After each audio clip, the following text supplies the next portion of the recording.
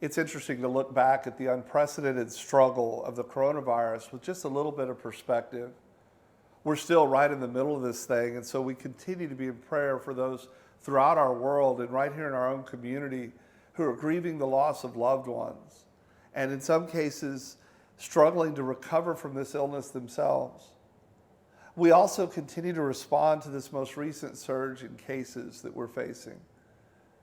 Our kids are going to be going back to school in just a few weeks, and I know there's a lot of anxiety surrounding that, and so we continue to be in prayer for our teachers, our administrators, and our students who are facing these challenges together. This entire experience has created so many challenges for individuals, for families, and for churches.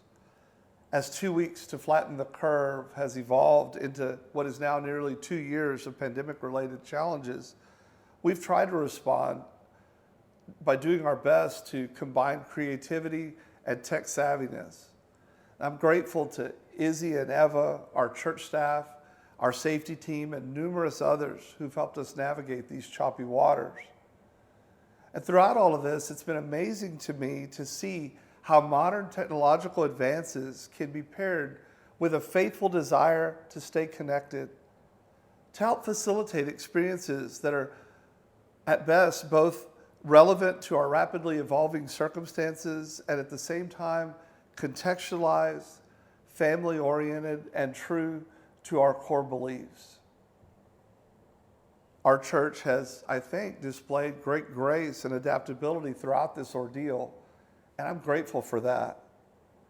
As we experience being displaced from our building and our traditional ways of doing church, I was surprised at how this whole situation of home-based, online church has felt, at least for me, in a weird way, very close to what I imagine the first century church's experience of worshiping through scattering circumstances must have been like. Throughout the Acts narrative, we see that nothing, not even the powerful worldly forces of politics, persecution, famine, and struggle that were completely out of the believer's hands, that none of those things could prevent the spread of the gospel. And somehow, online church, with all of its many limitations, has kept fresh in my imagination thoughts of these early Christians meeting in homes and hideouts, celebrating and sharing our good news story in worship. As our in-person services have relaunched, we have noticed that we're not yet back to the level of in-person attendance numbers that we took for granted before the pandemic. While at the same time, we're grateful to have maintained much more widespread participation through our YouTube Live, Facebook Live, and Zoom platforms. Many people who are required to work on Sunday mornings or who are battling illness or find themselves traveling have expressed appreciation for being able to connect with our worship services remotely, even when they can't physically be in the sanctuary. And I'm so grateful for that. These online services are going to continue to be a big part of what we do moving forward. But in the face of these shifting realities and the new challenges of ministry that have been prompted by the pandemic, many have found themselves asking, how are we going to get people back into church? I think that's a great question. I've asked it many times myself. And I've wondered if some of our ministries will ever get back to the level of in-person participation we experienced before all these shutdowns. But as we've wrestled through such questions, I feel like we're beginning to reframe that conversation in a much more God-honoring way.